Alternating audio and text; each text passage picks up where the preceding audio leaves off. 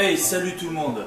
Merci d'avoir suivi les premiers épisodes de Rust Garage concernant la Suzuki Alto. Aujourd'hui, j'ai reçu les pièces. Enfin, les pièces, elles sont arrivées.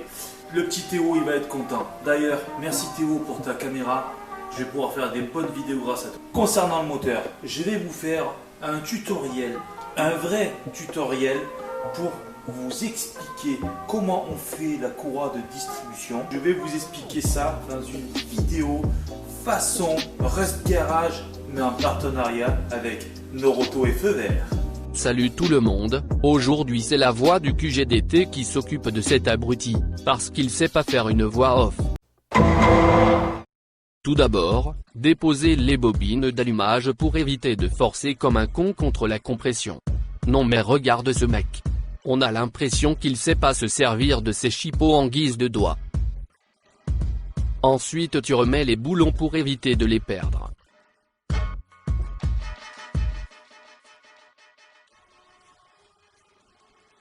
Utilise un outil adapté pour démonter les bougies, pas comme ce con. Ah ça y est, il a réfléchi. Ensuite, assure-toi d'être bien en face des repères.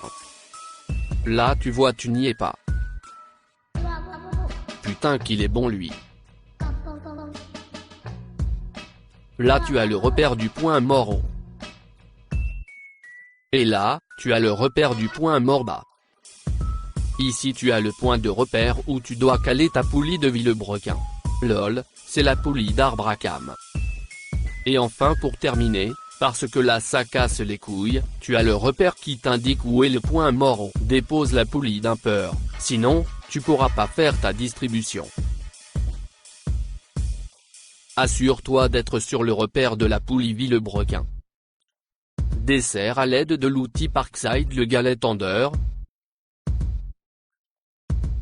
Déposez la courroie de distribution et fous-toi là au cul. Dépose la poulie Villebrequin avec sa demi-lune. Vérifie la dimension du joint Villebrequin pour éviter de te faire niquer comme une pucelle. Retire le joint comme un FDP, ou alors tu utilises un outil Parkside. Parkside c'est la vie.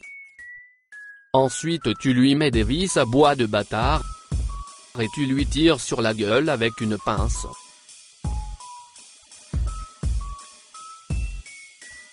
Regarde, ça sort comme un doigt au cul.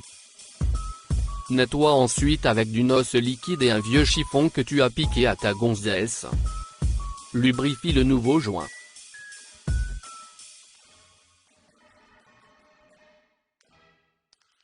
Regarde, ça rentre comme papa dans maman. Remets un coup de noce et liquide. Tu peux maintenant remettre la poulie Villebrequin. Vérifie qu'Autodoc ne t'ait pas niqué sur la commande. Maintenant tu peux remettre la courroie de distribution. Non mais regarde comme il est pas doué ce mec.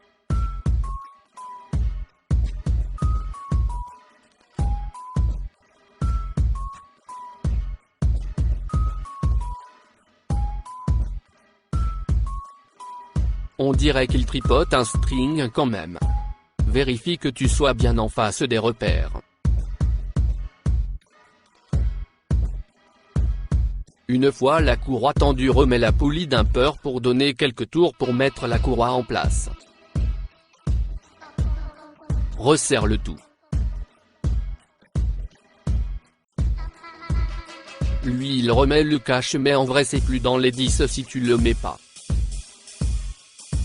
Putain qu'il est long.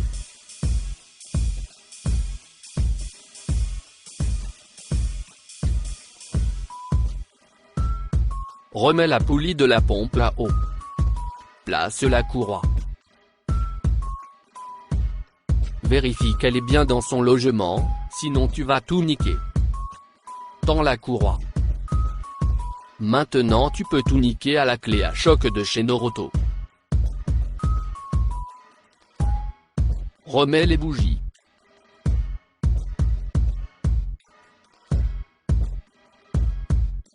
Règle la clé dynamométrique sur 25. Maintenant tu peux serrer les bougies comme un gros bâtard. Replace les bobines d'allumage.